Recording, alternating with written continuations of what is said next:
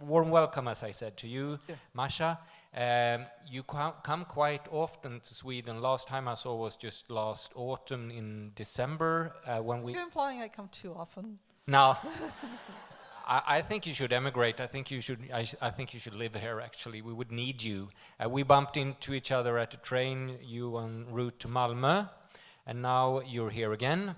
And I know that you could just tell us briefly before we start the actual conversation. I know you met two Swedish activists in the just couple of days that you've been here now. Who are they? Well, I've met more than two Swedish activists. I've been reporting. You're putting me on the spot though, but no, I interviewed Greta, the young woman who's protesting for against climate change and for climate policy, and I met Leila. Leila Ali Almi. Yeah. Who's a newly elected MP. It was her first day on the job, so that was very exciting. It was a terrific interview. And I've met other people too, but I'm not telling you all of it. You can read about it in the New Yorker. Yeah. We're definitely going to do that, perhaps even in Dagens Nyheter, where we are happy to publish your columns sometimes as well. Last autumn you were here to promote and talk about your book on Russia, The Future is History, which is a fascinating account on how totalitarianism reclaimed Russia and how the Homo Sovieticus is still alive and kicking, so to speak. But that was last autumn, and I happen to know that since you wrote this book, you also published two new books, with the apart from this one that we're going to talk about today. No, I've published one book since then. Okay, and which one was that? You Never Remember. Never Remember, which is about the reluctance to remember in today's Soviet Union. Today's Russia, yeah. It's a book that I did with a photographer, and the subtitle, it's called Never Remember, Looking for Stalin's Gulag in Putin's Russia. So we went to three places that I had reported from in the 90s, writing about the memorialization efforts. And we looked at what had happened over the last 20 years. In a sense, it's a companion book to The Future is History. If publishing were constituted a little differently, then I can imagine those two books being sort of sold together. It's like the photo album that goes with the big text.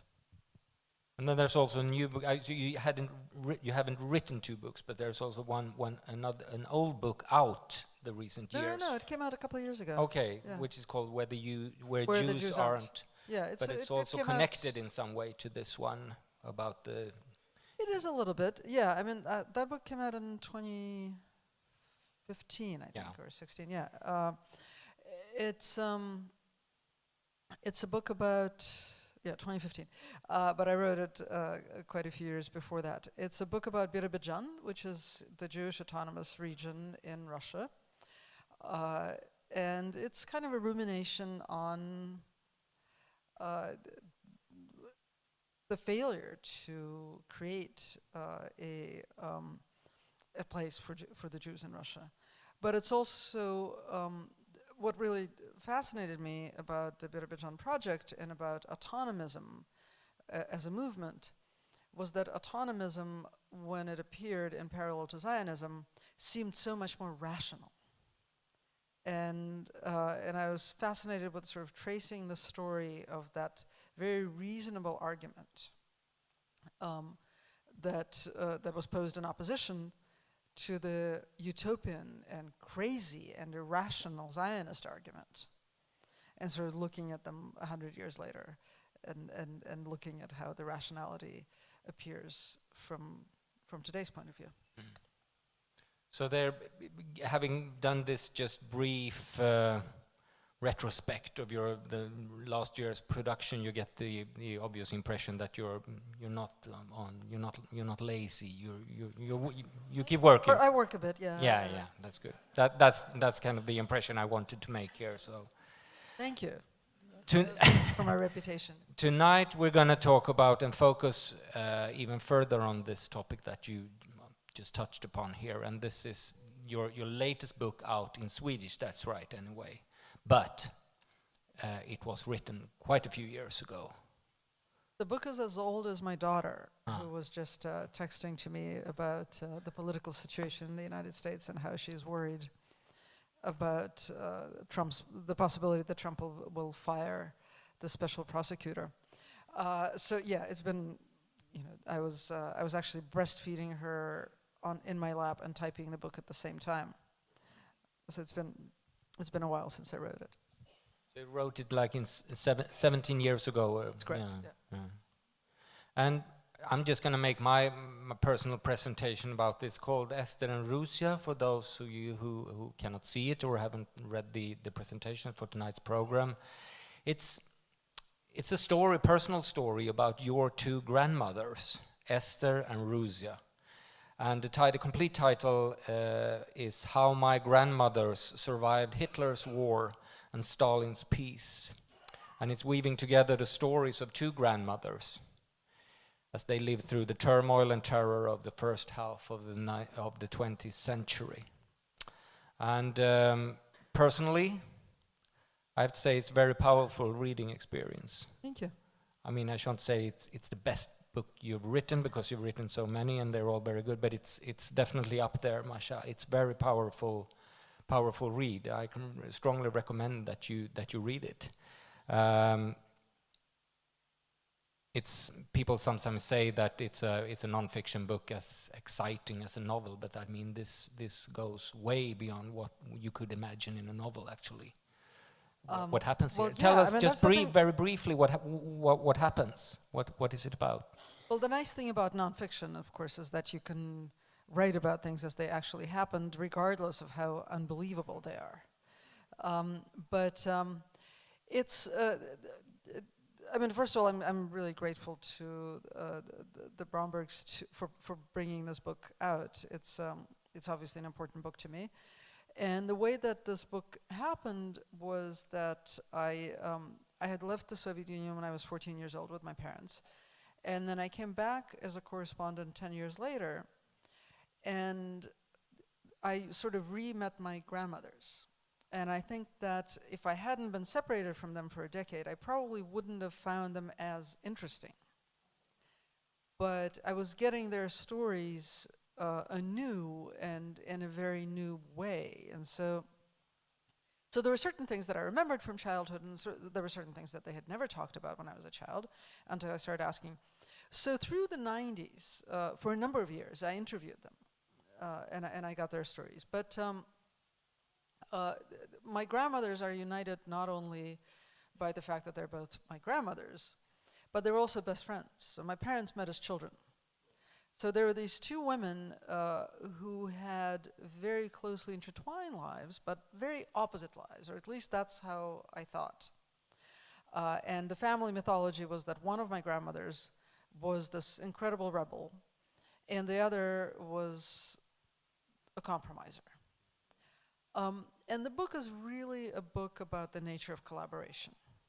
It's what people do in a society that gives them only bad choices, and how they try to remain whole in the face of these consistently horrible choices, and to raise children, and to maintain romantic relationships, and also to avoid compromising their own integrity. But in the middle of the book, there's to me, sort of the existential hero of the book is actually my great-grandfather, whom I never met, who died in Majdanek in 1943. And the story that my grandmother, his daughter, had always told me was that he was a hero of the resistance in the Bialystok ghetto. And that's true.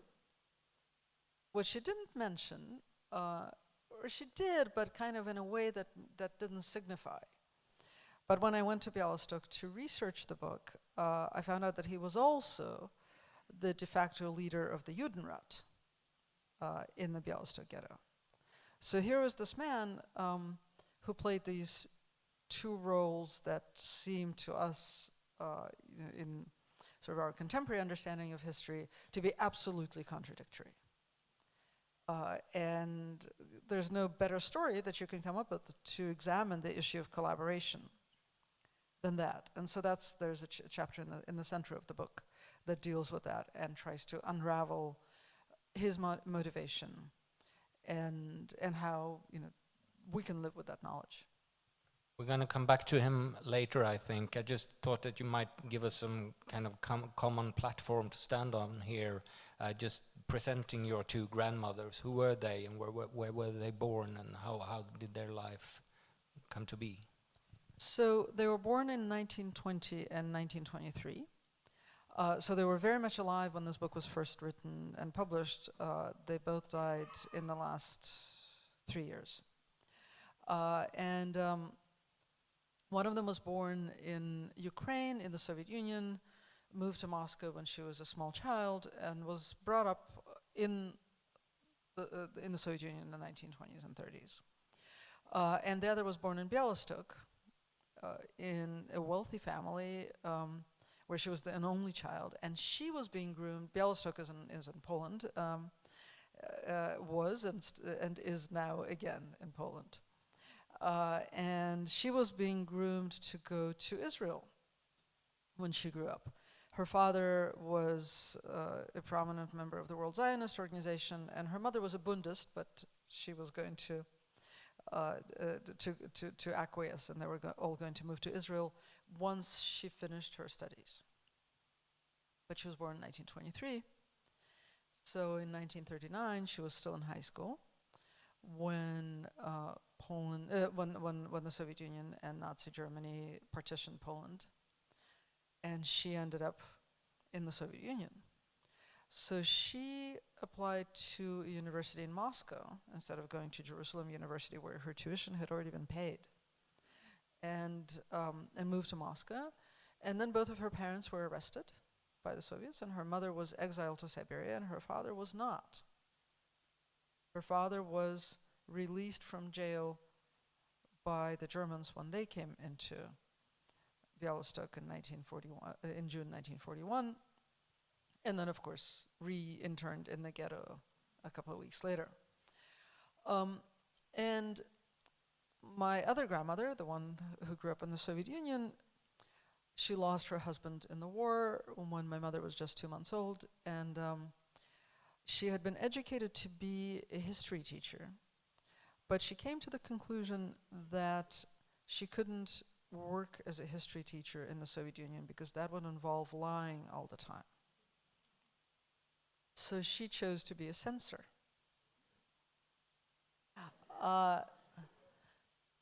To her, it was a moral choice.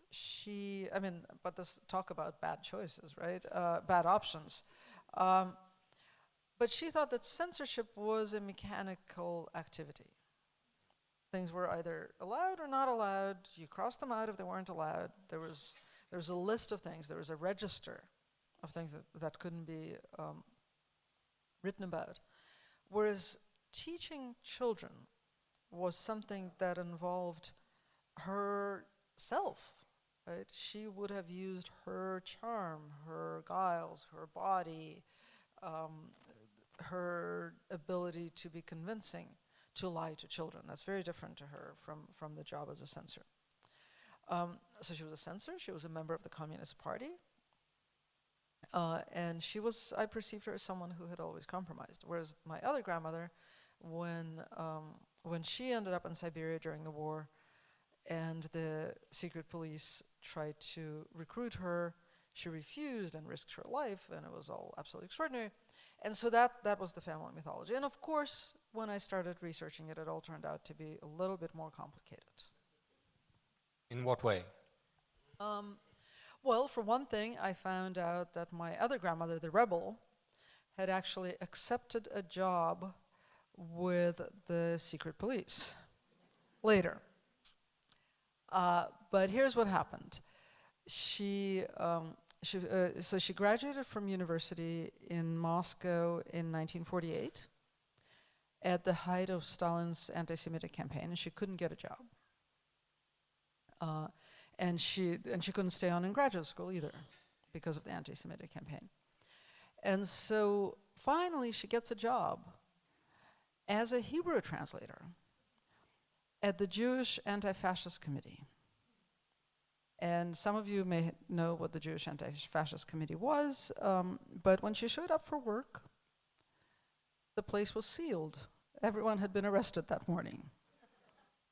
And she was terrified that she was going to get arrested. And then she did, in fact, get a phone call from the secret police telling her to come in. And so she was sure she was getting arrested. So she packed her things and went. You know, and this was a discovery for me that was one way to get arrested in the Soviet Union. They didn't always come for you in the middle of the night. Sometimes they just called you and you came. And so she came, and when she showed up at the headquarters of the secret police, they said, no. You don't need your clothes. You're actually here for a job interview. And it turned out that in the papers seized at the Jewish Anti-Fascist Committee, they found her personnel file, and they needed a translator from Hebrew because Israel had just been incorporated, and so they needed people who knew Hebrew. And there was a problem with that in the Soviet Union because the study of Hebrew had been effectively illegal now for a couple of decades. So she said, but how am I going to work for you? I have relatives abroad. And they said, well, everybody who knows Hebrew has relatives abroad. It's just they're also like 90, and here you are, a young woman. So she accepted the job after some soul searching. And then she failed her medical exam because she turned out to be blind in one eye, something that she didn't know. As you can see, this book is so full of this kind of stories that really makes you wonder how much it's possible to fit into one life. What's the thing with grandmothers, I wonder? One Russian novelist, a colleague of yours, Sergei Lebedev, I read a quote by him. He said, like, my own two grandmothers were the most impressive figures of my childhood. Others, he said, like my mother, father, various relatives, were just regular people, like I am. My grandmothers, though, they were like pillars of the Soviet universe. So what's the thing about grandmothers in this system? Well, I mean, I think a couple of things. First of all, grandmothers play a very important role in Russian families, right? With sort of the strange demographics of Russia, grandfathers are generally absent. And so by the time grandmothers reach grandmother status, they become matriarchs. They often are very involved in childcare. A lot of the time, children are partly or entirely brought up by grandmothers, right, while their parents work. This was especially true some years ago. I mean, not that many years ago, but before Russia's the age at first birth precipitously rose a few years ago and became sort of European level. But up until about a decade ago, Russians were having children really early, and the grandmothers were stepping in. So I think that we all have like our grandmothers as an outsized influence, but also for people. I mean, I think Lebedev is a bit younger than I am, but for people of my generation, our grandmothers, if they survived, they had lived through so much. If they survived. And I mean, I think that my grandmother's stories are absolutely amazing. But I also had a very strong sense when I first went back to Russia that everybody should immediately go out and start interviewing their grandmothers. Because whoever actually had a grandmother, could see a century through a woman's eyes. And all these lives, they all involved feats of heroism and incredible deprivation, incredible hardship, and always some sort of triumph of the human spirit.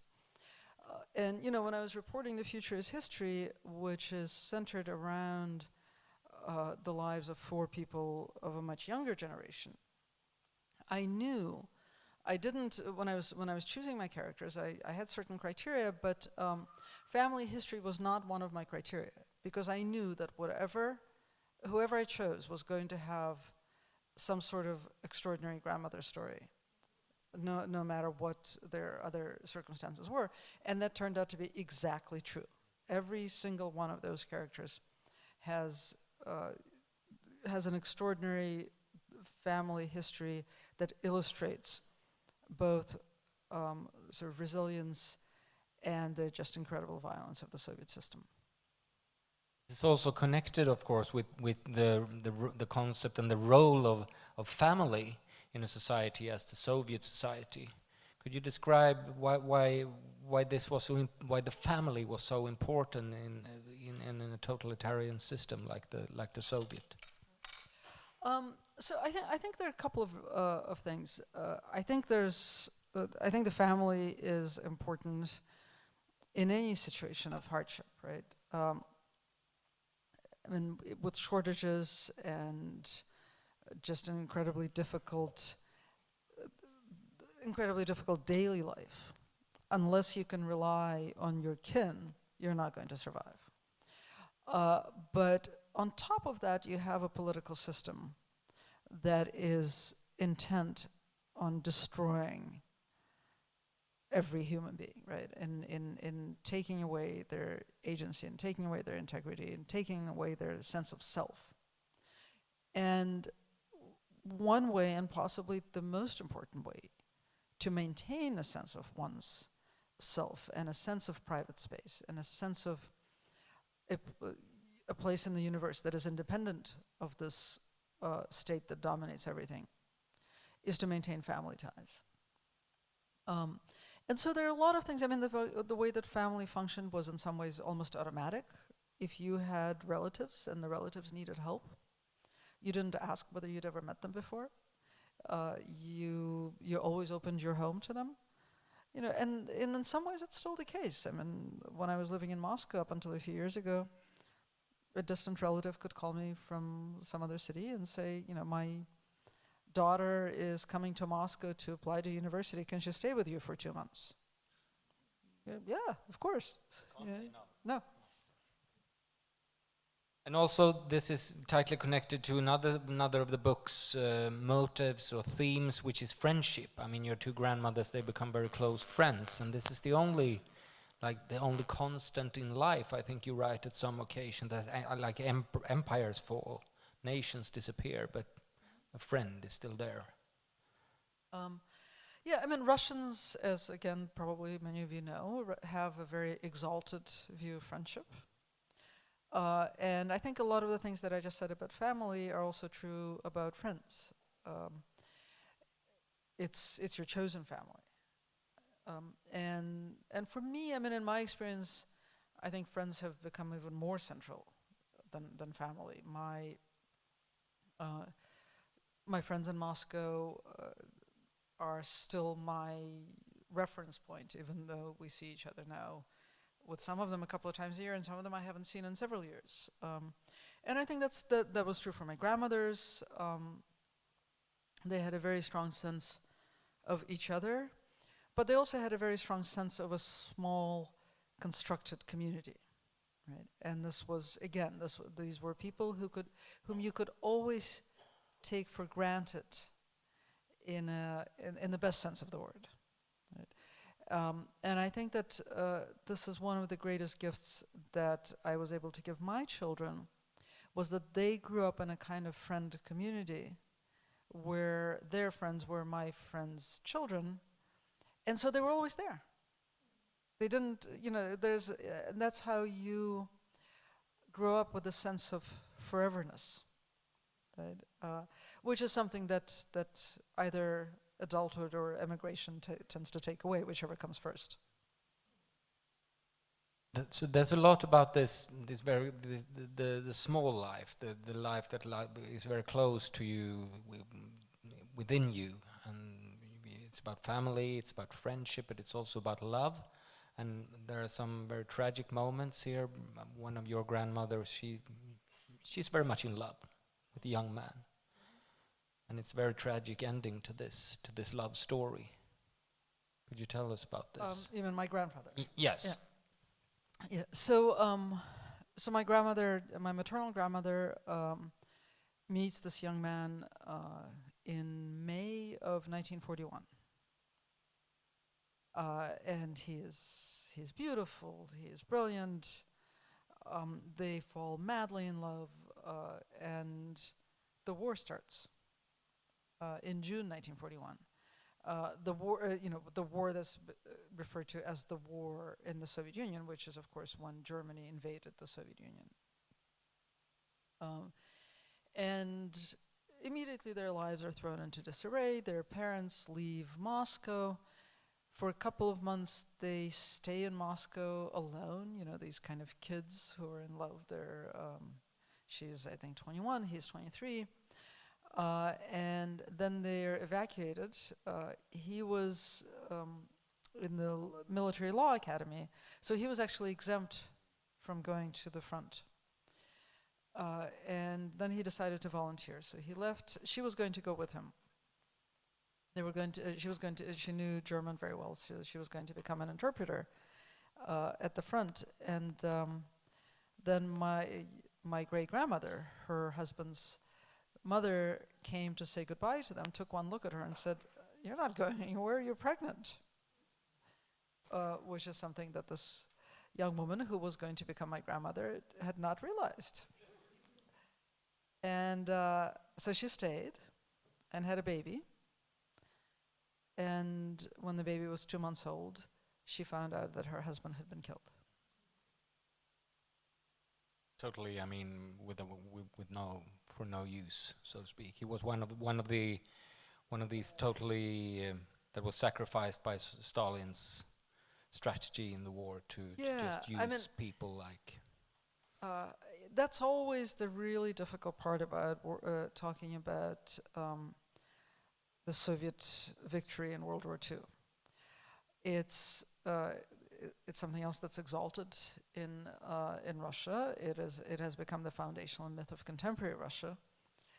And one of the ways in which contemporary Russian ideology lays claim to ownership of the victory in World War II is that the Soviet Union lost more, by far, many more people than any other country. Current estimates are about 27 million people died in World War II, compared to less than 1 million for the Americans. And so that great sacrifice is supposed to increase the value of this victory. But of course, the way that people were used was as cannon fodder. A lot of the time they weren't armed. They were just bodies. And it took a totalitarian state to be able to throw so many bodies into this meat grinder. And to use them, bodies as bodies to stop the German war machine. And I think that there are not a lot of people left in Russia. There were never a lot of people in the Soviet Union who were able to talk about the war effort like that and to grieve for people who died on the one hand in the name of a great victory and on the other hand quite meaninglessly, because those are two ideas that are very difficult to hold in your mind at the same time. But I think my grandmother understood that very well about her husband. And the role he played in the war was in the army. He was a communist party. He was a political leader, right, which was sort of the equivalent of a chaplain in the Soviet in the Red Army. He preached to the troops. He preached communist ideology. He had the right to sign people up for the Communist Party. And it was a very important ritual to do this induction into the party just before battle. It was supposed to make the men better soldiers, and it probably did. There was a kind of inspiration, a kind of belief that drove them. And so that was his job, and so he was literally on the front lines, going along, inducting people into the party, and got killed. A very tragic moment when your grandmother gets the well, I won't spoil the book, but it's a very strong, powerful moment in your story, because this is also fundamentally a very, very good story, as you all probably understand at this moment.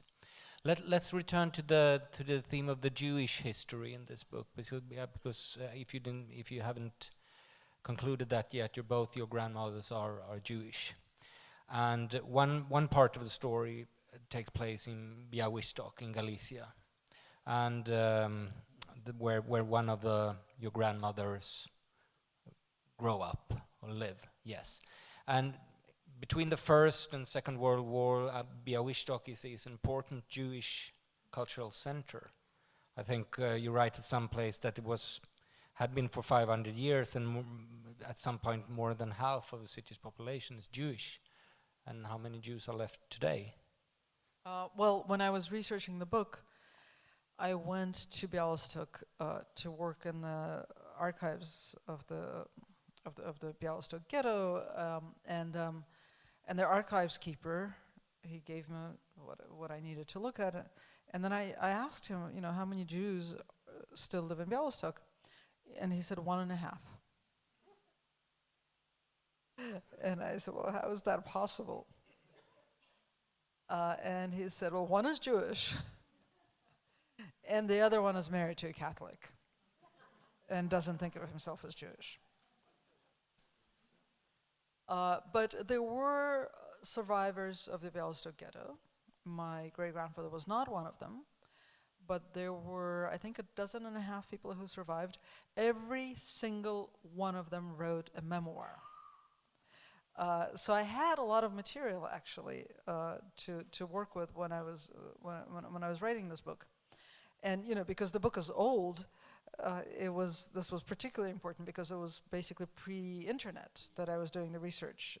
I mean, the internet existed, but you couldn't find so much stuff on it. So that's why I had to actually travel around the world and look at paper copies of things, which is amazing to think that it really wasn't that long ago that research looked so different than it does now. There are some of you in here might have read and listened to Philip Sands and his book East-West Street, and there are some quite strong parallels actually in the detective-like story of you two trying to find your Jewish origins and Jewish roots in this part of Central Europe, which is very fascinating. Also, one of the many fascinating things. Then your one of your grandmothers, she grows up there and she comes to Russia, and I mean the story of German anti-Semitism is quite well told, and the story of Soviet anti-Semitism is somewhat more complex, let's say. Could you give us a brief, Sure, a brief history of Soviet Yes. anti-Semitism. Sorry, if there's anyone who's able to do that, that's you. So. Right. No, but actually, before I get to a brief history of Soviet anti-Semitism, I want to say one thing about interviewing my grandmothers, because it was a very interesting experience for me as a reporter. These two women were completely different to interview. I mean, my grandmothers, one of the things that made them such wonderful people to have around growing up, but also to write about, was that they were the exact opposite of each other in every way. Right? How they succeeded in being best friends for 50 years, I have no idea. But everything about them was opposite, including the experience of interviewing them. So one of my grandmothers, Esther, had perfectly polished stories about everything. All of her stories had a beginning, a middle, and an end, and a punchline, and a twist. And she told them in the exact same way every time. So basically, interviewing her meant coming to her and sort of pushing the play button on a particular story, and then she would tell the story, and it would always be brilliant. It was much more difficult to get anything out of her that existed outside of those stories, because she would claim not to remember, and I think she really didn't remember. I mean, there are extraordinary moments. I'm sorry, I'm going to digress for a second, but I'll get to the history of anti-Semitism. But there's one point I was asking her about her fiancé, who stayed in Białystok, and he died during the war as well, but while trying to escape from the ghetto, actually. I asked her about him, and she didn't remember much, except that she loved him very much. And I said, well, don't you have his letters? You said that he wrote to you a lot. And so she went and opened her, she lived in a tiny Moscow apartment. It's not like she had storage boxes somewhere, but she opened a couple of drawers, she found the letters, and then she said, oh, these seem to be in Yiddish. I don't even remember any Yiddish. And then she read them to me. And translating as she went. And so, that was an amazing experience. But anyway, interviewing my other grandmother, Ruzya, was the exact opposite.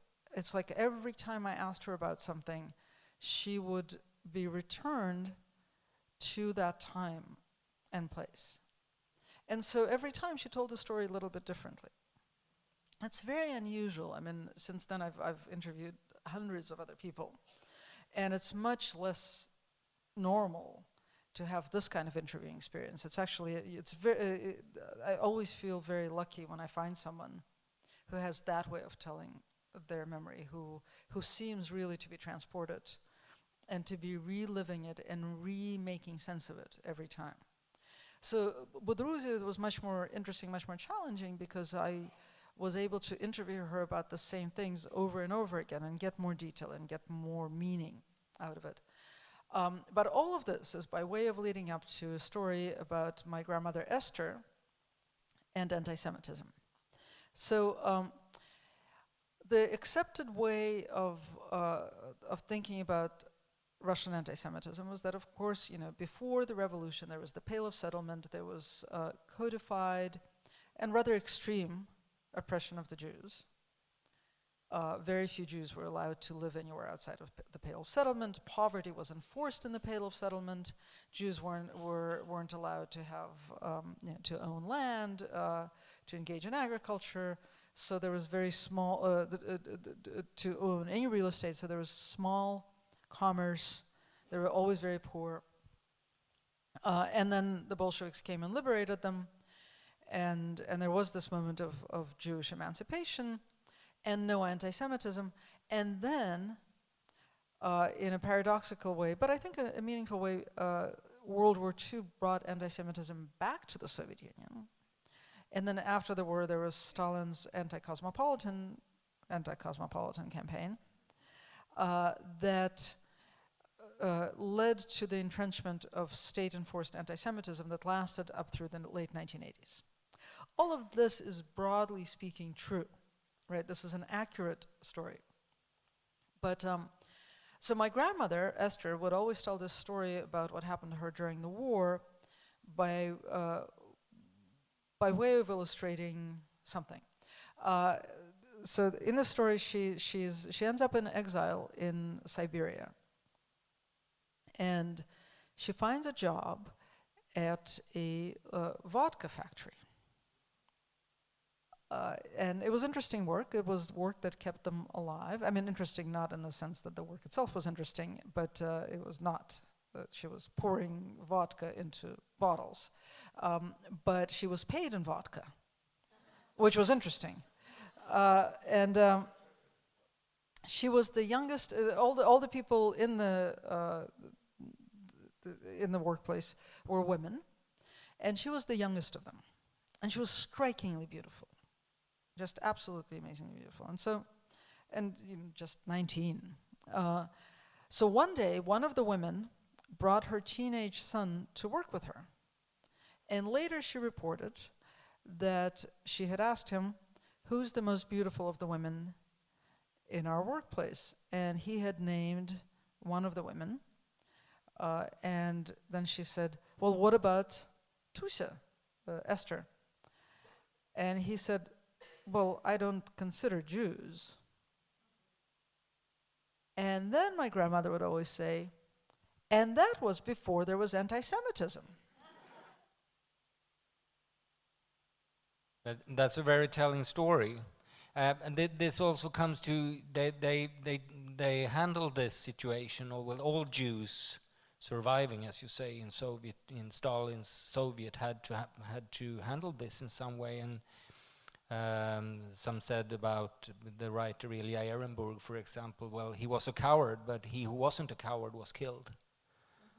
So that was basically the situation, or is that saying too much?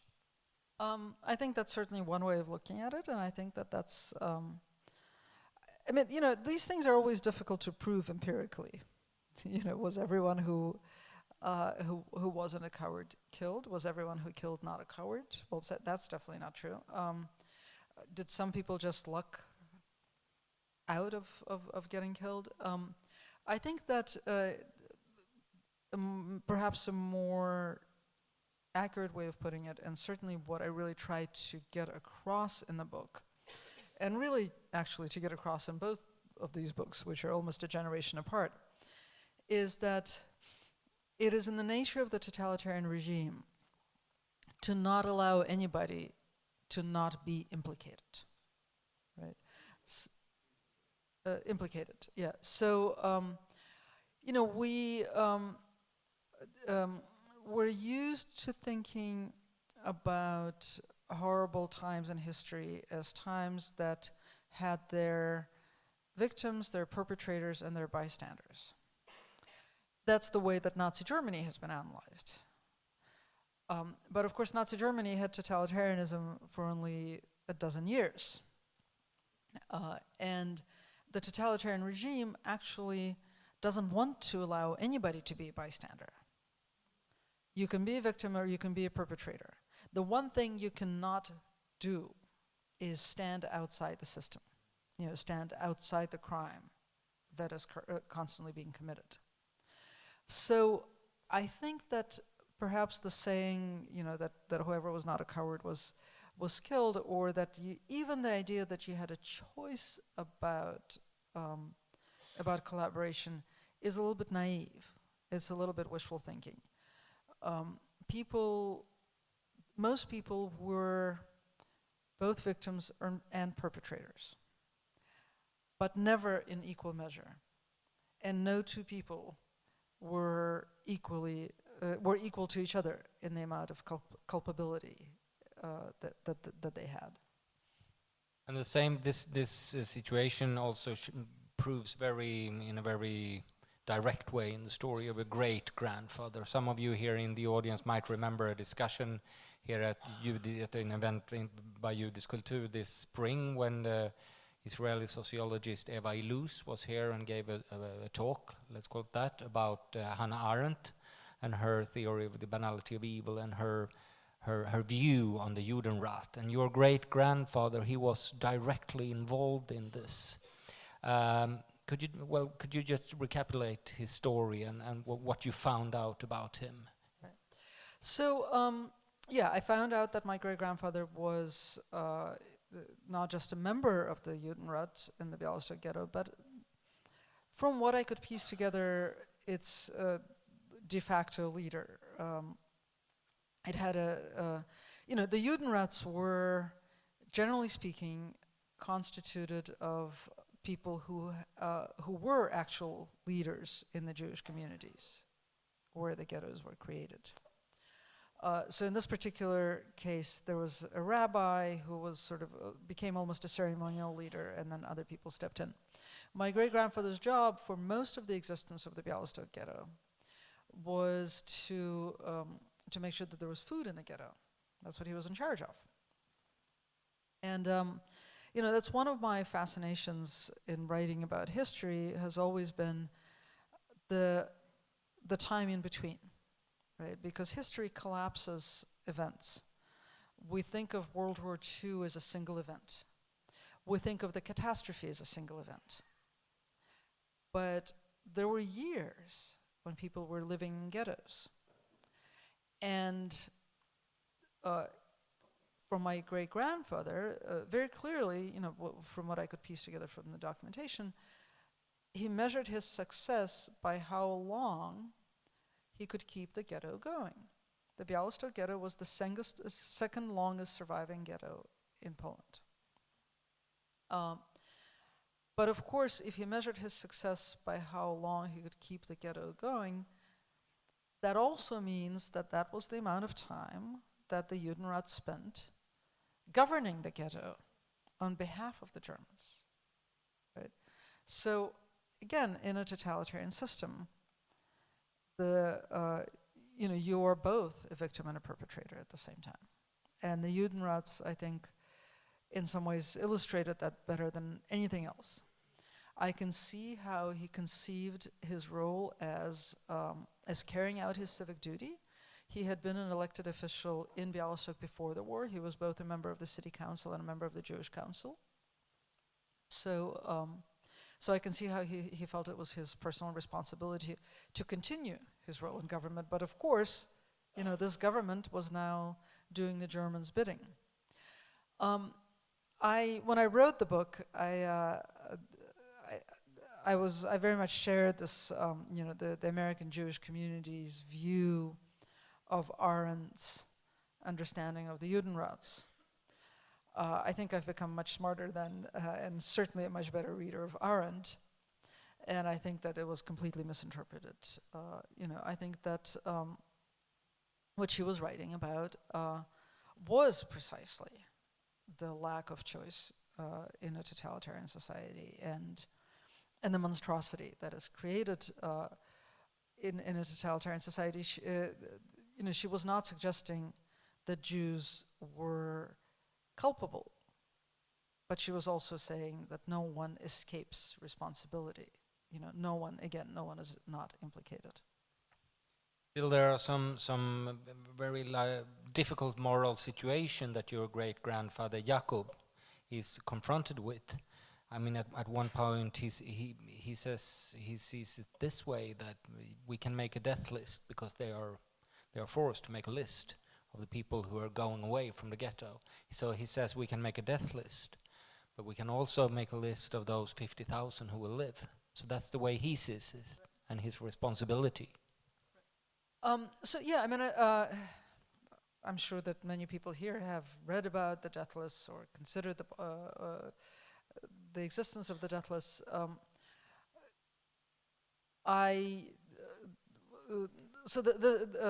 One of the weird things about the Bialystok ghetto is that the minutes of the Judenrat were actually smuggled out of the ghetto and hidden outside the ghetto. So we know a fair amount of what happened during the meetings of the Judenrat. And there were actual discussions of the death lists. So the Germans would say that they're going to come and execute a certain number of people, or come and remove for execution a certain number of people on a certain day. So 3,000, 5,000, 7,000. And the Judenrat was supposed to submit the lists. The morally clean position would be to refuse to cooperate. But for some of the members of the Judenrat, and from what I could gather from my great-grandfather, that was an irresponsible position, because that would almost guarantee that if the Germans said 7,000, they were going to kill 7,000. And not only were they going to kill the 7,000, but they were going to kill 7,000 at random. Whereas he knew that, first of all, they could bargain.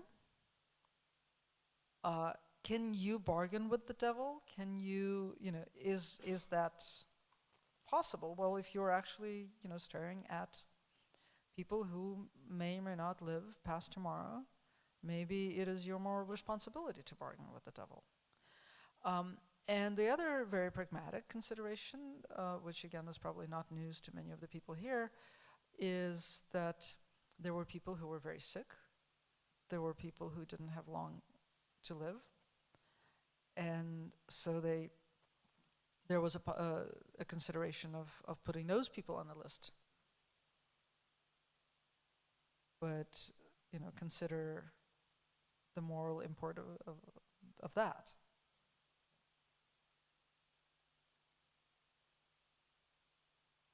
Some of these situations comes back then for his daughter and in her professional life, and the choices that she is forced to make and the compromise that she is forced to make. One thing that's special about Esther is, you write at some point, is the true absence of a inner anti-Semite. What do you mean by that?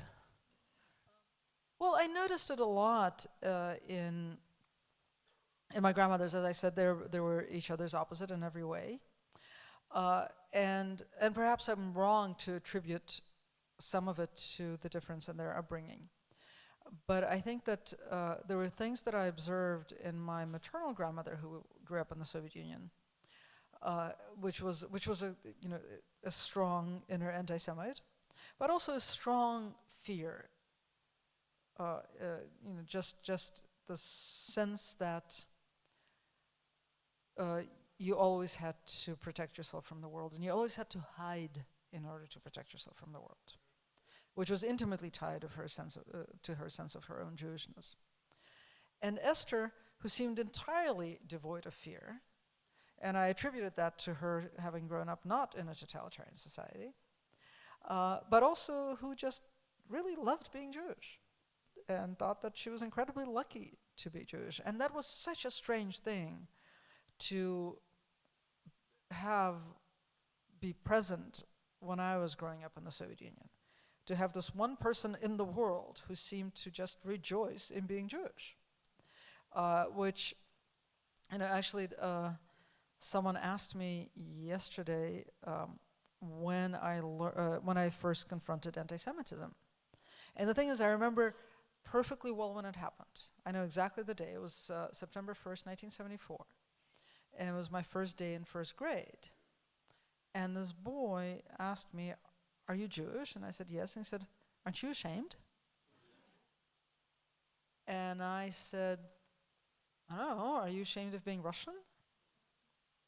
And then I went home and I told my great-grandmother about this, and she said, "That was very brave." And I thought, that's the weirdest thing to say. That wasn't brave, that was logical, right? I was trying to understand what he meant. But apparently I was supposed to feel that there was something deeply shameful about being Jewish. And really the only person I knew in the entire universe who didn't think that was my grandmother Esther. So she was really important for you in that sense, of course. And what's the situation for being Jewish in Putin's Russia? You know a lot about this, so too much perhaps. No, I mean, look, it's from the 1940s until the late 1980s, there was codified state anti-Semitism, right? So it meant that there were a lot of institutions of higher learning that were closed off to Jews, or if they weren't closed off, then the number of Jews who would be accepted was severely limited. There was career advancement that was closed off to Jews. There was entire careers that were closed off to Jews. There was a friend of mine who was a terrific Russian journalist, Russian Jewish journalist, who got her started in the 80s. She's about 10 years older than I am. She had a non-byline job, right? So she worked for Izvestia. She was a very good reporter, but it was just known that she couldn't have a byline because she had a Jewish surname. So she could use a pseudonym, or she could just not get a byline, but there's no way that she could have a byline. So in the late 1980s or around 1990, that was all lifted. Once those state policies were lifted, what was left was sort of day-to-day anti-Semitism. And frankly, I don't have the time to be bothered by it. I mean, I can choose my friends, and I can choose not to pay attention to others. As long as structural obstacles are removed, I don't see the point of dwelling on it and of dwelling on people's ignorance. Maybe that's stupid, but really, I think it's a waste of time. In Russia, it's also, I think, morally wrong to spend a lot of time thinking about anti-Semitism, because it doesn't, have a structural dimension, whereas there are a number of ethnic groups that are subject to violent state-enforced oppression. The Chechens and the Muslim groups of the North Caucasus, and the people who come in from the former Soviet republics, especially from Central Asia, are subjected to extreme, systematic discrimination and violence. Which goes also for the LBGT community. And the LGBT community, yeah. So I can, I can just shift from one to the other. I'm never entirely free of state-enforced violence in Russia. No, that's what I wanted to come as a conclusion to our talk now. It's a bit Something uplifting. Yeah, well, perhaps at the end. Well, the thing with your story is that you choose a couple of years ago to leave Russia because of this. What you thought you didn't feel safe with your family there, and just 2 years after you left Russia, and obviously everyone during this time, when you came abroad, when you came to Sweden, everyone wanted to talk to you about one of your expert subjects. You wrote two books, one book and one book on Russia, but everyone wanted to ask you about Putin. So you moved to the US, and then 2 years later, no one wants to talk to you about Putin anymore. They want to talk to you about Trump instead.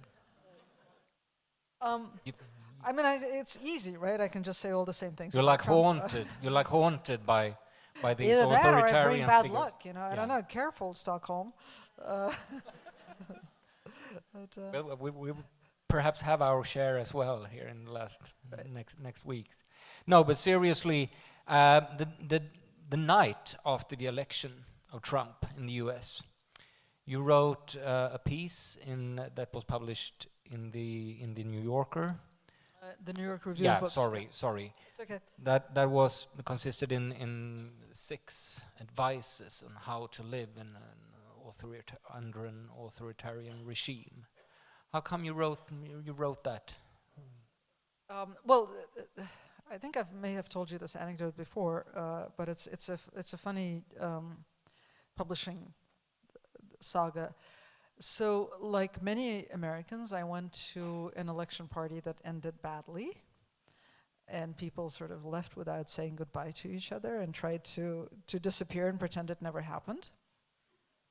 And as I was riding my bike home, I started getting phone calls and emails from people saying, "What do we do now?" The thing is, I was, at the time, I was a contributing writer to the New York Times, and I was supposed to write a piece that night about the Russian reaction to the election of Hillary Clinton. And the New York Times, the staff had put together a large package on Hillary Clinton and gone home. And there was a young man on duty who was trying to reassemble the page. They did have a piece on Trump, just a backup piece, a single piece on the election of Donald Trump. And so this kid, right, who was manning the op-ed page, I emailed him saying, I don't think I should be writing a piece on the Russian reaction. How about I write a piece? Oh, and the thing is, the election party was fairly far away from my house, so I had time to think as I was biking, which is what when I do a lot of the writing in my head. So I thought, do I actually have something to tell people?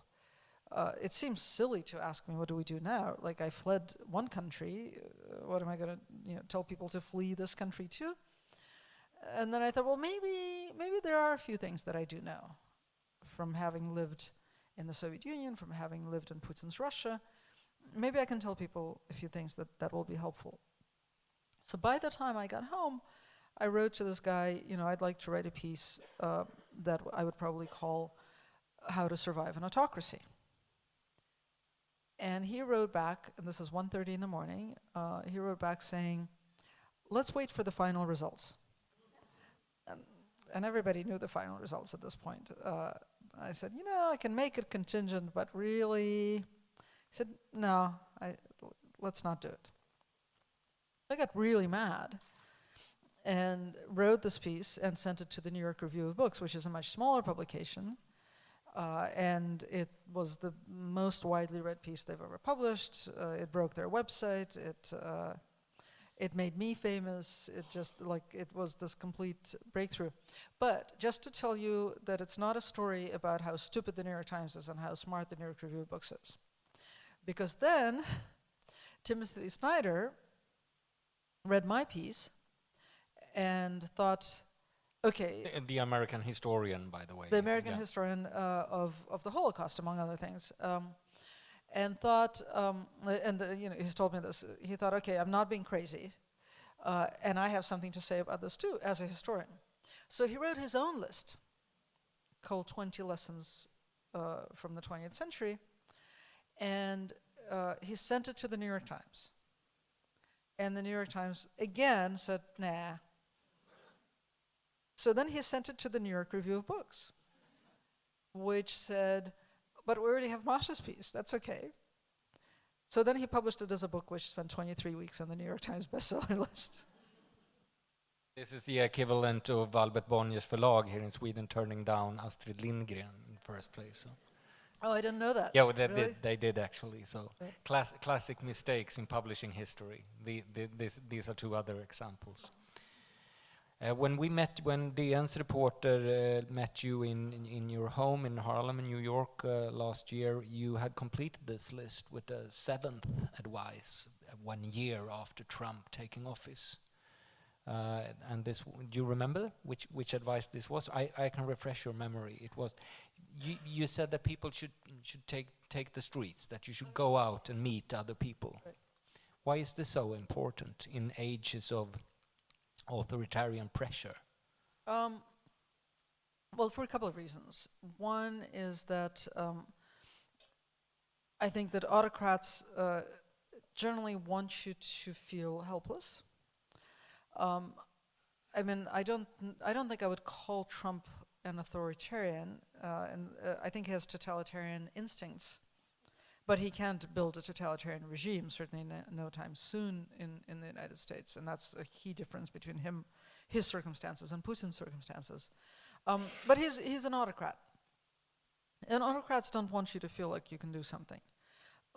And a good way to feel powerless is to stay at home. But also, autocrats destroy politics. He honestly thinks that politics should work like, and this taps into something that has been a cultural trend in the United States for at least half a century, right? This thinking of politics as a technocratic process, as the process of hiring a good manager and having the machine run well. And Trump, in a sense, is the logical extreme of that understanding. And I think we need to reclaim politics. I think that politics is actually people, individuals, acting together with other individuals who are different from them, finding ways to negotiate our common existence in small places, in city squares, in public schools, in small, council districts, in places that we can actually embrace with our minds and where we can come to meaningful agreements about inhabiting a space together. So is it right to interpret that you, as you have given up hope on national politics, so you go for the local politics instead? I think we really have to rethink national politics. I mean, I think the United States is in a sense a special case, right? Because we have these different levels of local governments, state governments, and then the national government. And the state governments, in a sense, are the most problematic because they carried out sort of the colonizing function and the slavery function. Those were the biggest reasons for the existence of state governments, right? And politics was really both local and federal, but in a sense, but much more sort of problematically state. So I think that America has a huge task to perform in reconceiving its politics and understanding its federal structure and understanding why it has different levels of government and questioning whether that continues to exist. I think Trump is, in a sense, forcing the issue in his very primitive way, but because he doesn't understand that the United States is a federation. And he's the first truly nationalist leader of the United States. I think that may force a critical number of Americans to actually, think about how the country is constituted. But again, I think that local politics is the way to regain an understanding of what politics is for. Perhaps your book is an example of micro-local politics in a way. I mean, your grandmothers, they lived through some of history's worst age, and they lived through pogroms, crackdowns, terror, but it's also in that sense hopeful. I mean, they lived through this. And in center of your story here is the ability to live through difficulties and hardship, and to be able to love and to laugh and to mourn and to love and laugh again. Are they, to conclude here, are they in that sense political role models, your grandmothers, for us today? It's a great way of putting it. I mean, I've spent a lot of time in the last few years thinking about sort of living in the big world and living in the little world. Partly because I had a way out. I left Russia and continued to work as a journalist. For a lot of my colleagues in Moscow, journalism really ended about 6 years ago. And I think it's painful for anybody to lose their profession, but when your profession is based on the idea that you can address the world, right? It's expansive. I mean, journalism is incredibly sort of outwardly oriented. It's almost an imperialist kind of profession. You're always expanding, and to go from that to the life of a true private citizen, and to question what you can do in your society if you can no longer be a journalist. And I have been watching my best friend and reconsidering my own views of life and the meaning of life while watching her. She's an extraordinary person, but she was this great journalist in Moscow. And then when journalism ended, she started working on the rights of people with special needs. So first children and then adults. One of the first things that she did with a group of volunteers is they created a private orphanage for I think 11 severely special needs children. And they took them out of a state institution where they were bedridden, where they were not learning, where none of them was verbal. And they put them in this private home. And within a few years, now they're all going to school. Most of them are speaking. Some of them, all of them are walking. And it's not that they don't have special needs anymore. They continue to be severely disabled, but they learn and they live in the world. But at the time that she switched from doing journalism to doing this, I thought, oh, this is so sad. She had a big life and now she has a little life. Because if, her ultimate success with these 11 kids would be that after a decade, they have vastly improved lives, 11 children. And that requires hundreds of thousands of dollars, the work of 20 volunteers, this incredible, almost outsized effort. And I thought, it's all admirable to try to make the difference in one life. But it's such a retreat from politics. And I have, in watching her and thinking about my own work, I have changed my position 180 degrees. I think that is politics. I think that that a dozen people and 20 volunteers and a larger community that hears about it, all of them are actively, daily engaged in the very difficult work of figuring out how we live together. How we live together with our differences and our needs, how we redistribute resources, how we help each other, how we inhabit space, physical space, which is very important for disabled people. that's politics. I mean, that probably will have a longer lasting impact than any work that we did as journalists. So I think that, yeah, these, what happens in small spaces between intelligent and intentional people is perhaps the future of politics. Thank you, Masha, and that'll be the final words. Thank you for coming here tonight. Thank you.